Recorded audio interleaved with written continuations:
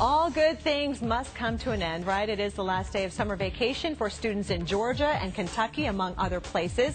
This time tomorrow, they'll be back in class for the first day of school. Some kids going back the middle to latter part of the week. So from kindergarten to college, we are here to help keep your students safe as they return to school. And today, we are focusing on picking the right backpack. And the Consumer Product Safety Commission is out with some pretty staggering statistics when it comes to backpack injuries. Did you know that 6,500 emergency room visits each year are because of backpack-related problems? Now, there has been a 256% increase in backpack-related injuries since 1996, and these injuries lead to a lifetime of health-related issues. So don't let it happen. Joining us now, Dr. Austin Cohen with Cohen Chiropractic Center in Atlanta to talk more about the healthy way to carry a heavy load. Good morning, doctor. Good morning to you, Kelly. Thanks for joining us. My kids are going back to school next week. They're pretty bummed.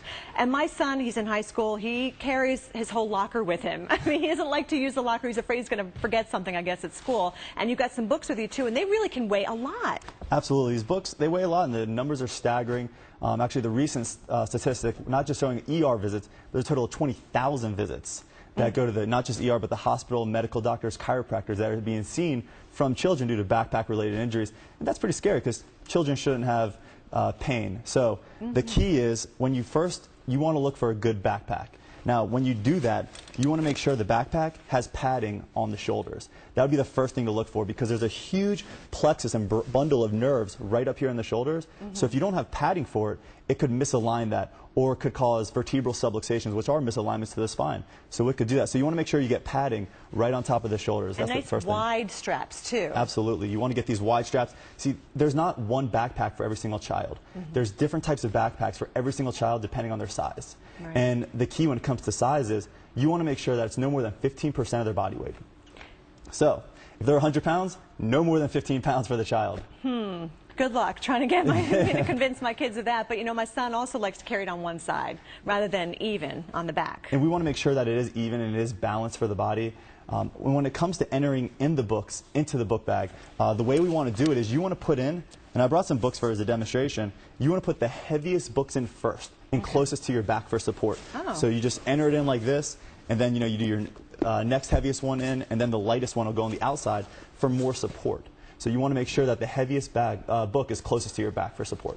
You know, and I did take my kids to the doctor recently, and they do notice that sometimes after a while, one shoulder gets to be lower than the other one. Correct, and that's a great assessment tool to check to see if there's already been a problem due to carrying a backpack that's too heavy. So you do want to check your child and see if there's one shoulder that's higher than the other. And if there is, make sure you get it checked out. And also the rolling backpacks, I think that's a great option. I know some kids, may not think they look cool, but really that's a safe way to go. It's a great option as well. And, if you're carrying heavy bag for a very extended long periods of time, then you are going to want to use the rolling one instead. And, be upfront with your teachers. If you're a parent, talk to your teachers, let them know, ask if the child doesn't have to carry all these books home with them. And the lunchbox, too. He always likes to try to cram that in, too.